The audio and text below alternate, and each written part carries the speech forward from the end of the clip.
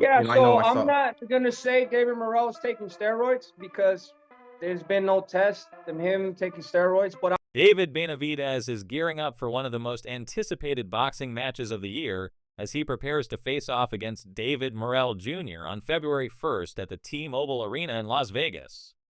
With both fighters entering the ring undefeated, the stakes for this bout couldn't be higher. Fans have been eagerly discussing the upcoming fight, and the energy surrounding it is palpable. For Benavidez, this is more than just another title defense. It's a chance to solidify his legacy in the sport and prove that he is one of the most dominant forces in boxing today. Benavidez, who holds the WBC interim light heavyweight title with an impressive 29-0 record, will face Morrell, the undefeated WBA interim light heavyweight champion. Morrell, who has an 11-0 record, has been on the rise in the boxing world, and a win against Benavidez would place him in the conversation for some of the biggest fights in the division. However, Benavidez is no stranger to the spotlight or the pressure that comes with facing tough opponents, and he's approaching this fight with the confidence that comes from years of experience and a career built on staying calm under pressure. "I've been in these situations before," Benavidez told reporters recently. "I know how to stay calm and deliver when it matters most." His confidence is rooted in his years of hard work and dedication to his craft. He's made a career out of proving his doubters wrong, and this fight is no different. Benavidez has stated that he's ready for anything Morrell brings to the table, and he plans to show the world why he's the top fighter in the division. "Everything is pretty much done. I'm just sharpening my tools now," he said. "I'm just finishing up my program until fight night." Despite his confidence, Benavidez knows that this fight will not be easy. Morrell has been vocal leading up to the bout, and the trash talk between the two fighters has only heightened the tension. Since the fight was first announced in November, Morrell has been talking a lot, calling out Benavidez and questioning whether the champion still has the drive that made him a force in the ring. But Benavidez, who has dealt with trash talk before, isn't letting it get to him.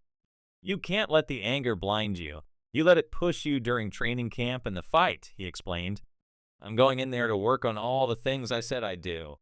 Benavidez's mindset is that of a fighter who thrives under pressure. He's been in big fights before, and he's proven time and time again that he can deliver when it counts. Morrell, on the other hand, is still building his legacy in the sport. He's young, hungry, and confident in his abilities. But can he handle the pressure of facing a seasoned veteran like Benavidez? It's a question that remains to be answered, but one thing is certain: the clash between the two fighters is set to be explosive. For Benavidez, this fight is about more than just the belts. If he can defeat Morrell, he might be in line for an even bigger opportunity, the chance to fight for the undisputed light heavyweight title. The winner of the upcoming fight between Artur Beterbiev and Dmitry Bivol could be his next opponent, and that's a fight every boxing fan would love to see. But Benavidez isn't putting all his hopes into that fight. Boxing is unpredictable, and he knows that anything can happen. That's why he's also open to the idea of fighting Gilberto "Zurdo" Ramirez, the WBA and WBO cruiserweight champion. "I think both of those fights are really possible," Benavidez said. "It looks like I could really make the fight with Zurdo. They all agreed to it, so yeah, we're in a really good position right now." The boxing world has been buzzing about Benavidez's dominance in the super middleweight division, and Canelo Alvarez fans have been desperate for him to lose. But Benavidez is confident that Morrell won't be the one to deliver that defeat. Canelo fanboys have been desperate for David to lose, and their savior has been David Morrell, Benavidez said with a smirk. "So they are rejoicing in the streets now. They're celebrating that their wish came true. But your savior is going to get an ass whooping, so enjoy your moment." A potential fight between Benavidez and Ramirez would be huge, especially since both are Mexican fighters in weight classes where Mexican boxers don't traditionally dominate. It would be a historic event and a major draw for fans. But before any of those big fights can happen, Benavidez must first get past Morrell, and Morrell isn't going to make it easy. The Cuban fighter has been vocal in his pursuit of Benavidez, questioning whether the Mexican monster still has the hunger and drive that made him a champion. "I don't see how Canelo is going to beat him," Demetrius Andrade, Benavidez's last opponent, said bluntly. "He's too big, too strong, and knows how to throw punches in clusters." But the question remains, Can Benavidez overcome Morrell's quickness and finesse, or will Morrell's skill and speed be enough to dethrone the undefeated champion? Benavidez is known for his aggressive, relentless approach, while Morrell is more tactical, relying on his speed and technique to outmaneuver his opponents. It's the classic battle of power versus finesse, and it's hard to predict how it will unfold. I don't want the David versus David fight. I don't think David needs to be giving David an opportunity, Benavidez said, emphasizing that he's already put in the work to get where he is. But as the fight approaches, the intensity is mounting. The two fighters have been exchanging barbs, and the build-up has included heated exchanges, media shoves, and a general sense that neither fighter is backing down. For Benavidez, it's all part of the process. He's used to the pressure and knows how to turn the noise into fuel. However, Benavidez's weight has become a hot topic, with some critics arguing that his size gives him an unfair advantage over other super middleweights.